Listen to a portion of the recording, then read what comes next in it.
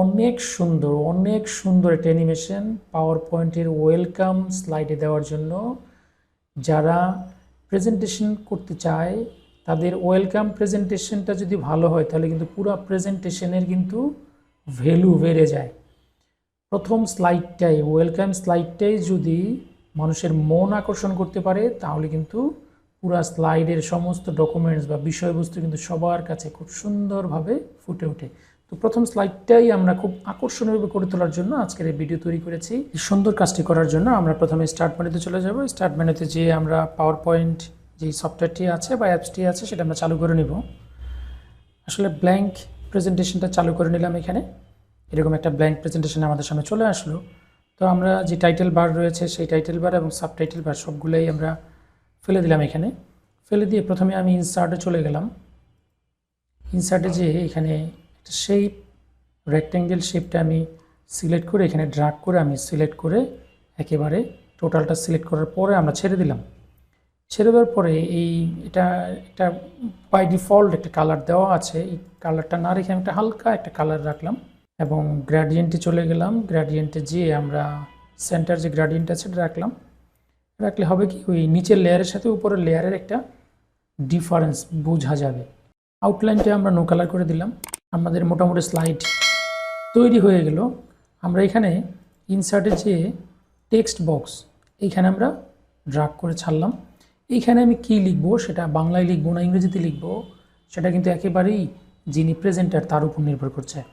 তো এখানে আমি একটু বাংলা টাইপ করে দেখিয়ে দিচ্ছি কিভাবে বাংলা প্রেজেন্টেশনের মধ্যে এরকম সুন্দর অ্যানিমেশন তৈরি করা যায়।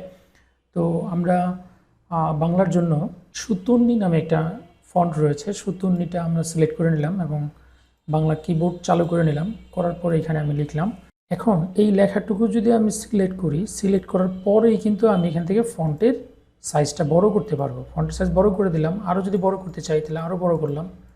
আমার যতটুকু প্রয়োজন ততটুকু আমি বড় করে নিলাম।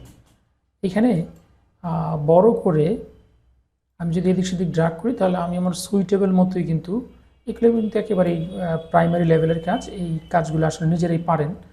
তো এই লেখাগুলো আমি বোল্ড করে দিলাম যাতে আমার দেখতে সুবিধা হয়, সুন্দর হয়। তো এইরকম চাইলে আপনি আরেকটু ছোটো করে নিতে পারেন। এই আমাদের টাইটেল আমরা লিখলাম। এরপরে ইনসার্টে যে আমরা আবারও টেক্সট বক্স নিয়ে সাব টাইটেলের একটা ঘর আমি তৈরি করব। যেমন এখানে লিখলাম, এখানে ফন্টটা চেঞ্জ করে নিচ্ছি, চেঞ্জ করে আবারও লিখলাম। এখানে লিখার পরেও কিন্তু আবারও যদি ফন্টের সাইজ বড় করতে চাই আমাকে কিন্তু সিলেক্ট করে নিতে হবে। সিলেক্ট করে আমি একটু বোল্ড করলাম, একটু বড় করে নিলাম, 28 করলাম এবং আমার স্পেসিংটা যদি বাড়াতে চাই তাহলে আমি এইখানে এই যে এভি একটা অপশন দেওয়া আছে, ক্যারেক্টার স্পেসিং যাকে বলা হয়। আমি যদি মোর স্পেসিং দিই তাহলে এইখানে আমি করে নিলাম বাই স্পেসিং 15 করলেও কিন্তু আরও বড় করলেও কিন্তু কোনো সমস্যা হচ্ছে না। আমার এক লাইনে চলে আসতেছে। আমি আমার মোট প্রয়োজন অনুসারেই কিন্তু আমরা এটা করে নেব। এখন যেটা করতে হবে সেটা হচ্ছে যে আমরা যে ফার্স্ট যে মাস্কিং করেছিলাম বা একটা স্লাইডের উপরে আরেকটা রেক্ট্যাঙ্গেল শেপ দিয়েছিলাম সেটা এখানে ক্লিক করলাম। কিবোর্ড থেকে এখন কন্ট্রোল চেপে ধরেই কিন্তু আমি লেখার উপরগুলোতে ক্লিক করব। তাহলে আমার এই লেখাগুলো সিলেক্ট হয়ে গেল। তাহলে এইখানে অপশন হচ্ছে প্রথমে আমি স্লাইডের উপরে যে রেক্ট্যাঙ্গেল শেপটা ছিল সেটা কিন্তু সিলেক্ট করেছি। এখন আমি শেপ ফরম্যাটে ক্লিক করব। এখানে মার্জ শেপস নামে একটা অপশন আছে, এখানে সাবস্ট্রাক্ট একটা অপশন আছে। দেওয়ার সাথে সাথেই কিন্তু সাদা হয়ে গেল কালারটা। এখন আমাকে ছবি ইনসার্ট করতে হবে। যেই ছবিটা আমরা এর পিছনে ব্যাকগ্রাউন্ডটা দেখতে চাই সেই ছবিটা এখান থেকে ছবি আনা যায় অথবা কপি পেস্ট করেও এখানে ছবি নিয়ে আসা যায়। এখানে আমার ডাউনলোড করা কিছু ছবি আছে। আমি একটু এই কালারফুল ছবিটা আমি আনলাম। এখানে এনে আমাকে কিন্তু এই ক্রপ অপশনে যেতে হবে। ক্রপে কিন্তু রেশিও হবে 16:9, এই রেশিওতে হবে। হওয়ার পরে কিন্তু অটোমেটিক একটা বাউন্ডারি আসবে। এন্টার চাপবেন কিবোর্ড থেকে, সিলেক্ট হয়ে গেল, ক্রপ হয়ে গেল। এখন আপনি আপনার মাউস দিয়ে ড্র্যাগ করে ছবিটা পুরো স্লাইডের উপরে কিন্তু বসায় দিতে পারবেন। আপনার মনের মতো করে বসাই দিলেন। বসাই দেওয়ার পরেই কিন্তু লেখাগুলো আর দেখা যাচ্ছে না। কি করতে হবে, এই ছবিটার উপরে মাউসের রাইট বাটন ক্লিক করবেন। মাউসের রাইট বাটন ক্লিক করার পরে এখানে কিন্তু সেন্ড টু ব্যাক একটা অপশন আছে। এখানে যদি ব্যাকওয়ার্ড করেন তাহলে কিন্তু অটোমেটিক ছবিটা লেখার পিছনে চলে গেল।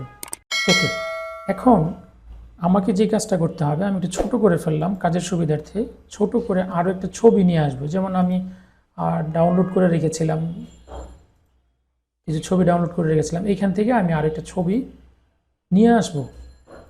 হ্যাঁ, যে কোনো একটা ছবি আমি নিয়ে আসবো।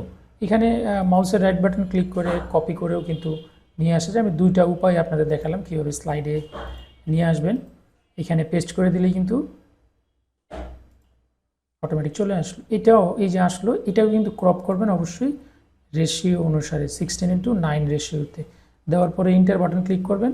এখান থেকে ড্রাগ করে বা মাউসের লেফট বাটন ক্লিক করে আপনি কতটুকু জায়গা বসাবেন সেই জায়গা অনুসারে কিন্তু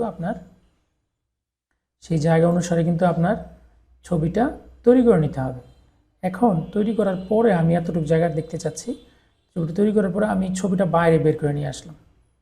এই যে এখানে আমি ডিজাইন করব। এই ছবিটার আগে একটা রেক্টেঙ্গেল অথবা একটা অ্যানিমেশনের মতো একটু ছোট্ট একটা শেপ যাবে, এরকম আমি করতে চাচ্ছি। তাহলে শেপে ক্লিক করে আমি একটা সুন্দরটা শেপ নিব। সাপোজ এই রেক্টেঙ্গেলটা নিলাম। রেক্টেঙ্গেলটা আমি বাংলাদেশ লেখাটার উপর দিয়ে পাস করতে চাচ্ছি, এই কারণে আমি এখানে সুন্দর একটা শেপ দিলাম। এই শেপে আমি চাইলে কালার চেঞ্জ করে ফেলতে পারি। হ্যাঁ, আমি স্যাম্পল কালার আমি চেঞ্জ করে ফেললাম, আপনারা চাইলে এটাই রাখতে পারেন।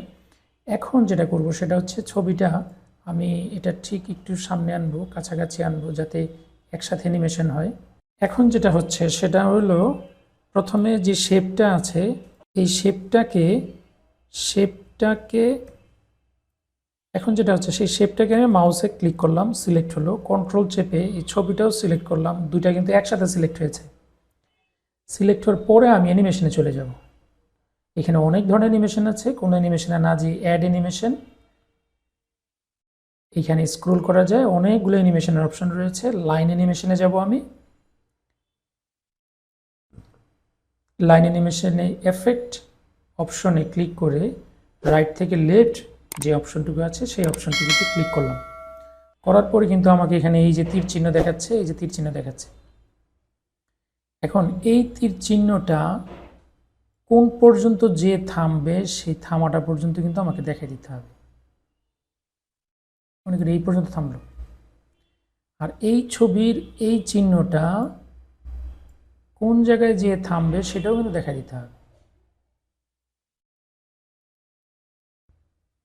ওকে, দেখানো শেষ।